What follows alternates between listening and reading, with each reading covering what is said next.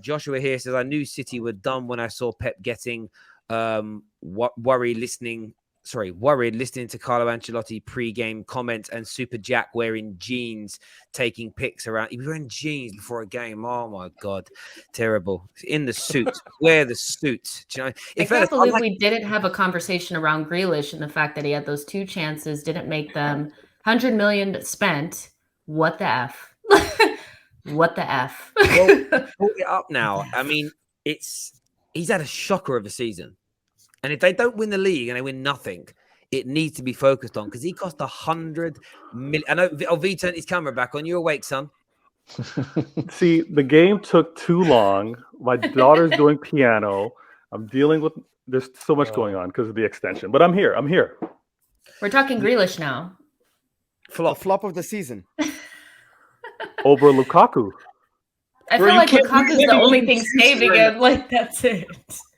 Over to you, friend. Over to you. Oh, your initial reaction should not be over Lukaku. Hold your L today, brother. No. Grealish has had a disappointing season, but he's not the worst signing. He's not the flop of the season. Absolutely not. The man just played and inches away from scoring in the Champions League. But he didn't. No, he didn't. But you're going to judge him on how he's playing. Are we measuring success over if he's the worst signing of the season or not? Are we measuring success? Is he in the top two? So hold on. Again, because I'm dealing with the kids. Are we all saying that Grealish is the flop of the season? Show of hands. He's up there, bro. If he's not, it's not him. It's Lukaku. I mean, he's up there, but let me explain. It's a classic thing. It's a classic thing with City, right? Players come to Pep. Don't expect them to dominate year one. All right. Everyone was quick to tell me Cancelo was a flop. Why'd you buy him? He's rotting bench. And what does he do? Has many question whether it's him or Trent as the best right back in the league, right? You got to give these players a year to settle in. You got to give Grealish this year to settle in. Now, if we're having the same conversation, Luis Diaz didn't need a year. Can I? We can come Luis back. Diaz didn't need a year, so that's fine. That's fine. But again, in Pep's system, Bernardo Silva, Cancelo, even Mahrez, acclamations needed. So you can be reactionary. You can dismiss football history if you guys want to do that. But we know the history within City, these players need time. And year 2 is where they shine. So I hope I'm invited back to this panel to be able to show you guys how nice Grealish is playing. I can't believe I'm going back.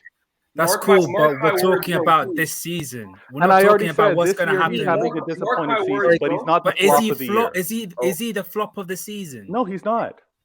But again, maybe the flop of the season, but he's had a terrible year. But I've just been sent something here.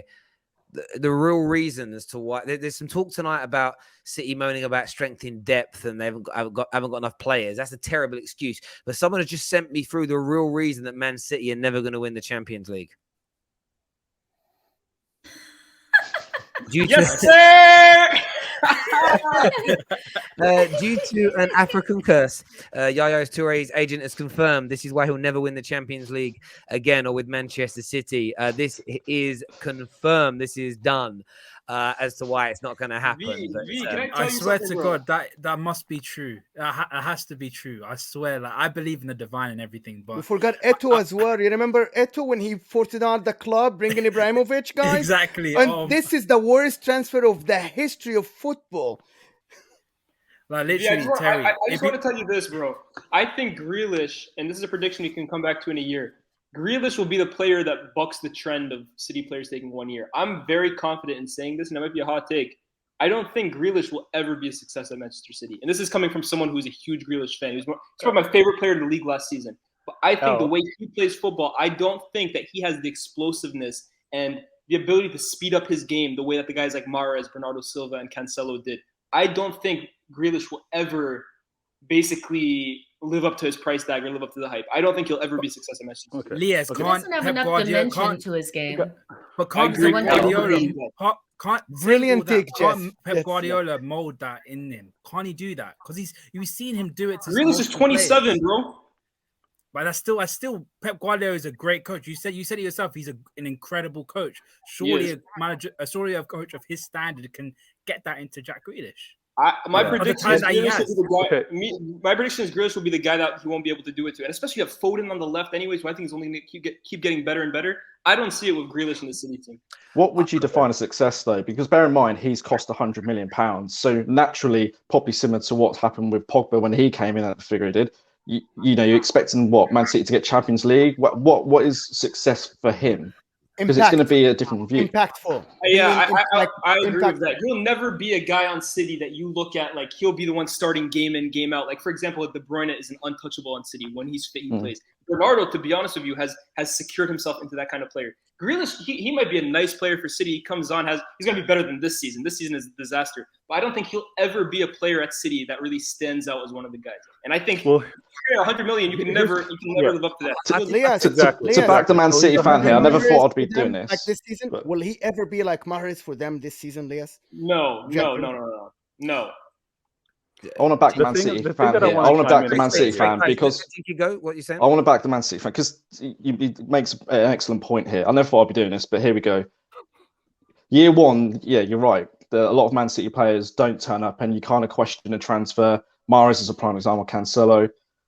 I kind of look at Grealish and see him as I wouldn't say as a gradual replacement for KDB, because don't get me wrong, like KDB is absolutely quality. I'm not saying he's going to match it, but in terms of that tempo and control, that's what Grealish can give you. He isn't explosive. He isn't going to do those quick ones, but what he'll do is pick that key pass, that killer pass. That is Jack Grealish. That's when you look at that Man City, that's what Kevin De Bruyne is. Is Kevin De Bruyne going to start doing that, next season, the season after that? Probably not. He's going to slow down eventually. So I think to answer your question earlier about what success looks like, when you're playing in the attacking front three primarily of a team of City's quality, it's I don't know what the actual figure is. Goals and assists matter, output matters, and I get that. I've seen people talk about he's been great in the intricate and the build-up play. Great. You need to be scoring those goals and or assisting those goals. You need to be setting them up, or you need to be putting them in the back of the net.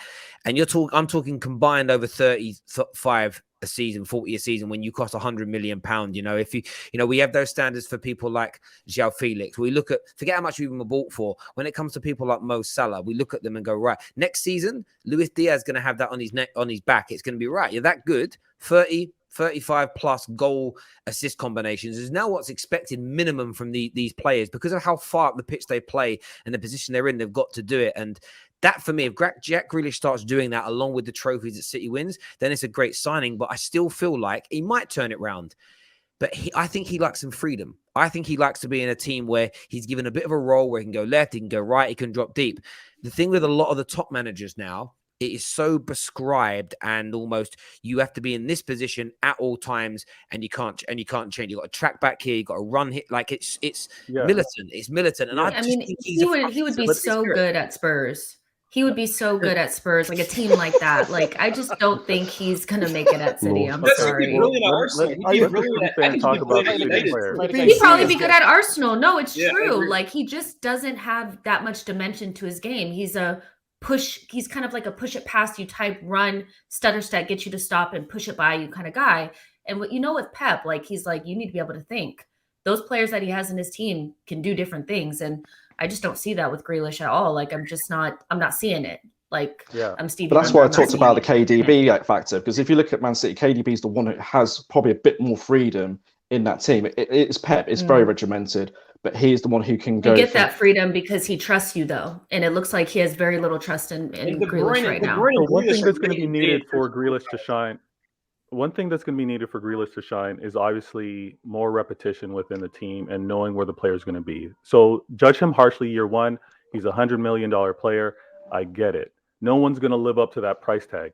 But what is expected of him is going to require more time with the squad. What I do like of him as a player is when the ball gets to him, it's close contact. You're either fouling him to get the ball or he's being doubled or sometimes tripled the attention that he gets. So hopefully we get the player that we want in the center that can hopefully get some passes off the attention that he's getting from Grealish.